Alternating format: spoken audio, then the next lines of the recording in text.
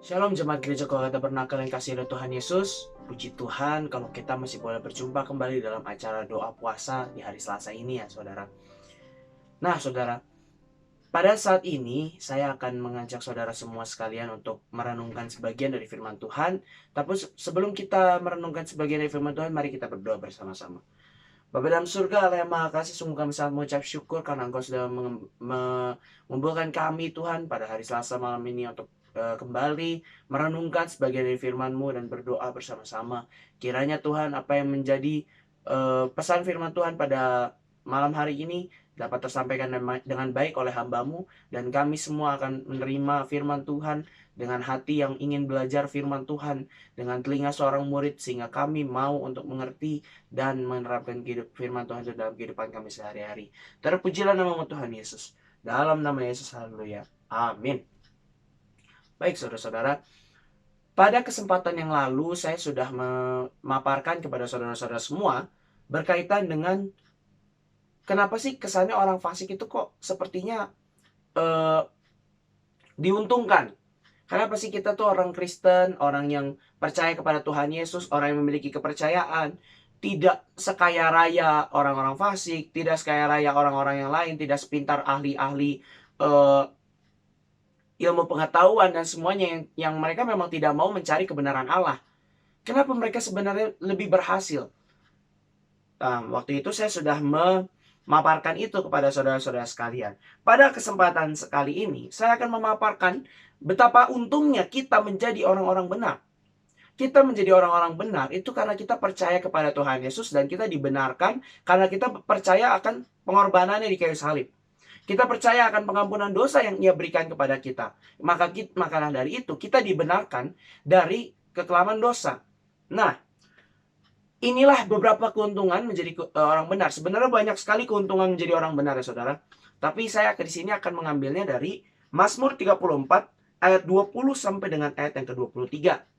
Mazmur 34 ayat 20 sampai dengan ayat yang ke-23 saya akan bacakan bagi kita semua. Kemalangan orang benar banyak, tetapi Tuhan melepaskan dia dari semuanya itu. Ia melindungi segala tulangnya, tidak satu pun yang patah. Kemalangan akan mematikan orang fasik, dan siapa yang membenci orang benar akan menanggung hukuman. Tuhan membebaskan jiwa hamba-hambanya, dan semua orang yang berlindung padanya tidak akan menanggung hukuman. Amin. Berbahagialah setiap orang yang membaca dan merenungkan sabda Tuhan hari ke hari. Nah, kita melihat di sini saudara, disinilah keuntungan menjadi orang benar. Di sini dikatakan bahwa kemalangan orang benar itu banyak, tetapi Tuhan melepaskan dia dari semuanya itu. Kalau kita pikir seperti apa yang kita sudah sharingkan minggu lalu, kita berpikir bahwa iya betul sekali, memang kemalangan orang benar banyak. Menjadi orang benar itu tidak enak. Ada kewajiban yang harus kita penuhi, ada segala sesuatu hal yang harus kita penuhi dalam kita mengikut Tuhan. Barang siapa mau mengikut aku, ia harus menyangkal dirinya, memikul salibnya dan mengikut aku. Memikul salibnya, menyangkal dirinya itu sangat sulit. Karena memikul salib itu bukan suatu hal yang ringan. Kita tahu sendiri bahwa pada waktu Tuhan Yesus memikul salib, dia sudah 3 kali jatuh. Berarti salib itu sangat berat. Berarti apa? Orang benar itu menanggung banyak sekali penderitaan sebenarnya. Kalau misalnya kita lihat di sini ya, di Pemazmur katakan bahwa kemalangan orang benar itu banyak. Tetapi apa yang spesial dari orang benar? Yaitu Tuhan melepaskan dia dari semuanya itu. Kita ingat tokoh yang paling terkenal di dalam perjanjian lama yang memiliki banyak sekali kemalangan itu adalah Daud.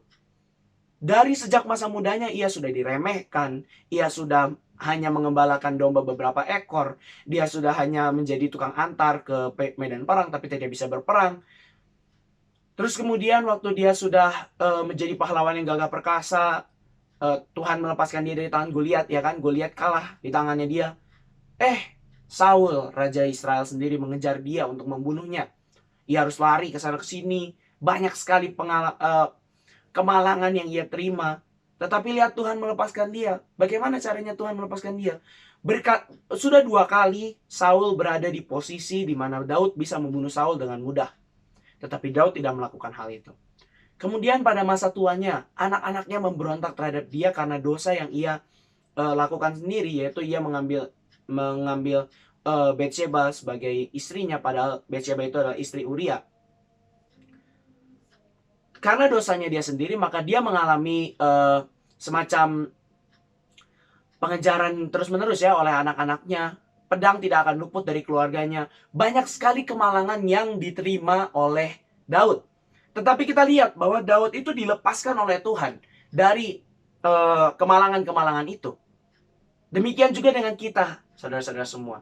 Kalau saudara-saudara saat ini sedang mengalami kemalangan, saudara-saudara sekalian saat ini sedang mengalami kesulitan yang mungkin bagi saudara itu kesulitan yang berat, tapi percayalah saudara, bagi Tuhan kemalangan itu dapat dilepaskan dari saudara.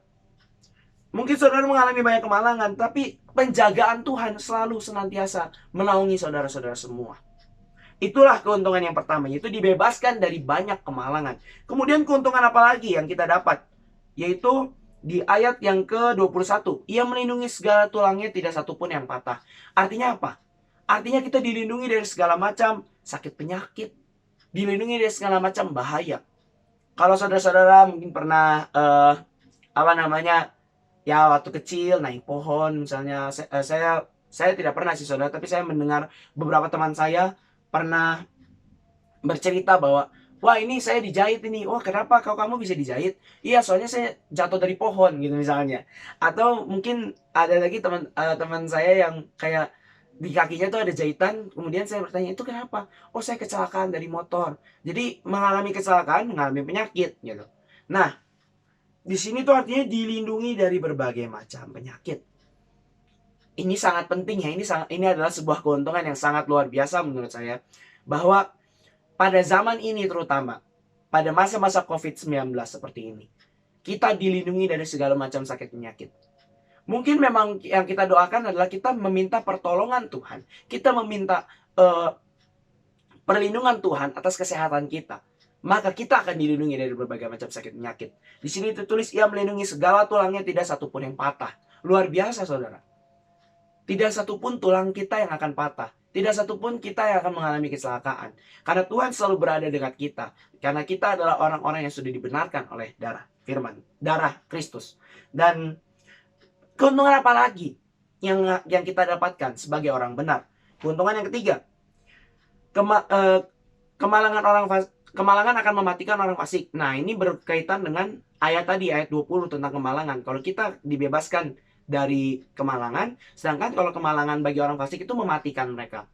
Dan siapa yang membenci orang benar akan menanggung hukuman. Siapa yang membenci kita akan menanggung hukuman. Wow, kita betul-betul dijagai oleh Tuhan. Tuhan membebaskan jiwa hamba-hambanya. Jiwa kita dibebaskan. Dari mana? Dari dosa-dosa tentu saja. Dari hukuman maut. Jiwa kita dibebaskan. Dan semua orang yang berlindung padanya tidak akan menanggung hukuman.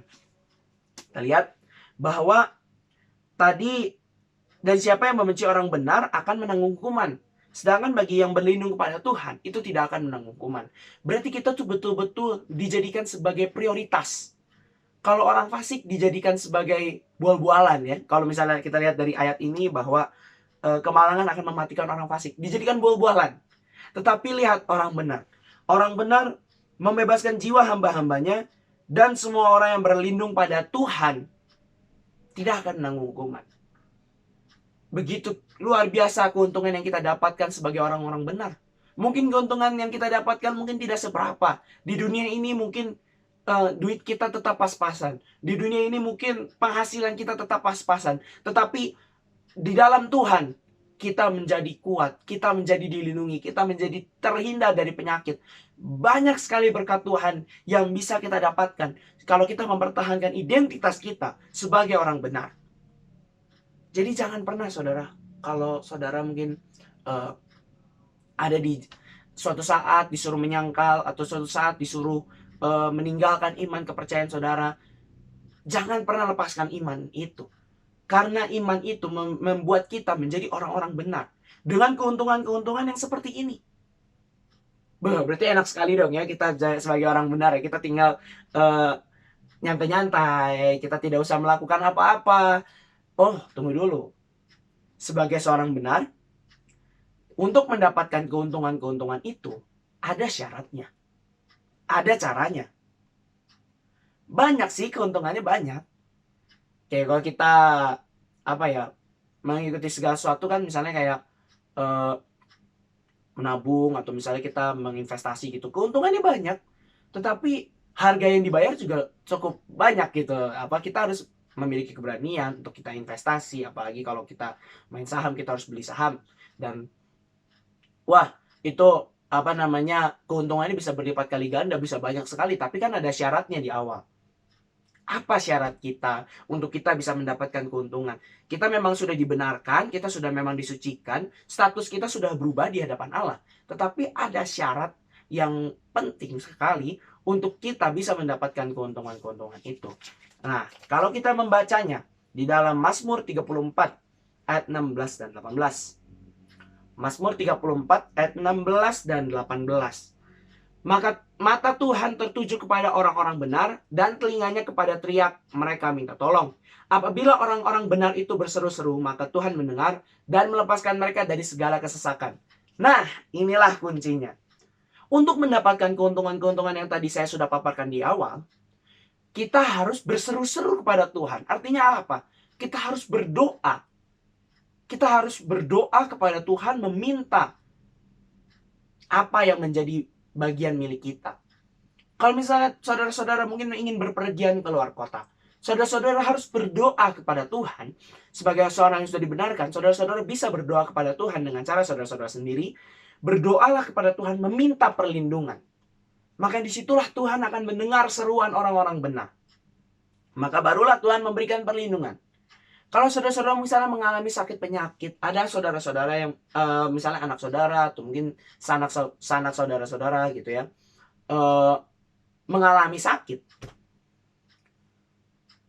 Kita minta kepada Tuhan agar Tuhan menyembuhkan penyakitnya. Sebenarnya Tuhan itu tahu, saudara. Tuhan itu tahu. Dari setiap seluk-beluk hati kita, apa yang kita ingini di dalam hati kita, Tuhan itu tahu. Tetapi Tuhan ingin kita setia. Tuhan ingin menguji kesetiaan kita. Apakah kita setia dalam berdoanya atau tidak? Tuhan tahu apa yang kita perlukan. Tuhan tahu apa yang kita inginkan. Tetapi Tuhan menguji apakah kita setia kepada Tuhan. Dalam hal kita berseru kepada Dia. Dalam hal kita berdoa, memanjatkan doa kita. Misalnya, saya memberikan sebuah perumpamaan yang menurut saya cocok. Bahwa katakanlah kita itu adalah anak seorang konglomerat atau anak seorang raja. Mungkin papa kita punya atau keluarga kita mungkin punya banyak uang ya. Mungkin papa mama kita misalnya. Kita membayangkan diri kita sebagai seorang anak raja. Dan yang namanya seorang anak pasti meminta sesuatu kepada orang tuanya. Misalnya ada mainan yang bagus. Atau mungkin misalnya ada suatu hal yang anak itu inginkan. Tetapi anak tersebut tidak pernah bilang pada papahnya. Padahal papahnya kita ini raja. Punya segalanya. Harta punya, kekuasaan punya. Punya segalanya. Tetapi kenapa papah kita tidak memberikan sesuatu itu ke kita?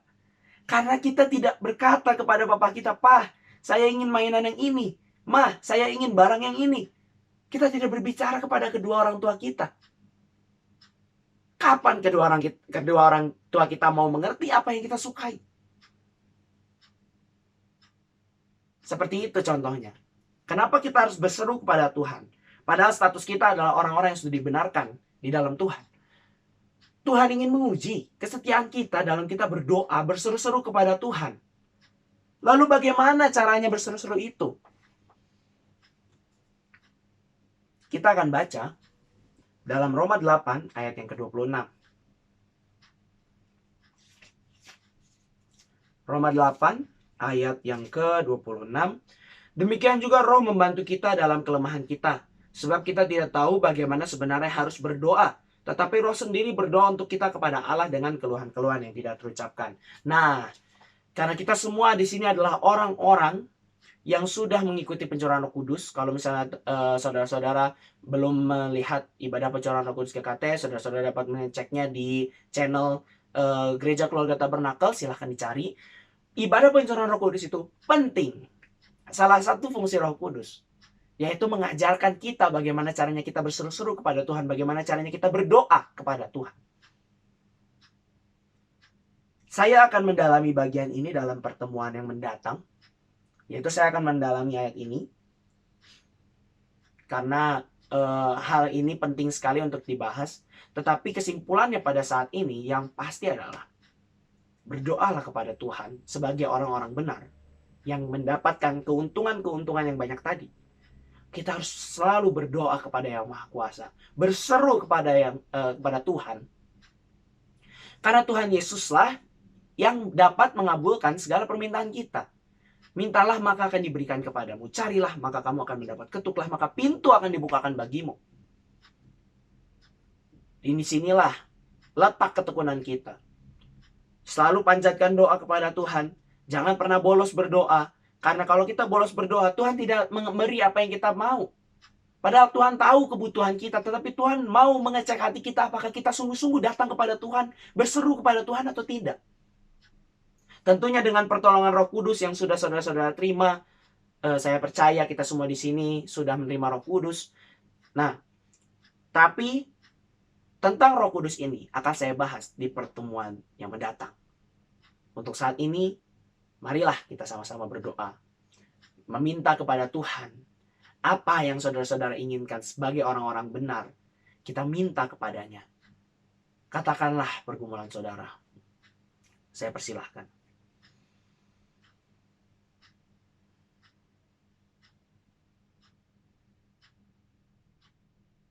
Berkatalah sesuai dengan kata-kata saudara sendiri. Dia mengerti apa yang saudara-saudara inginkan.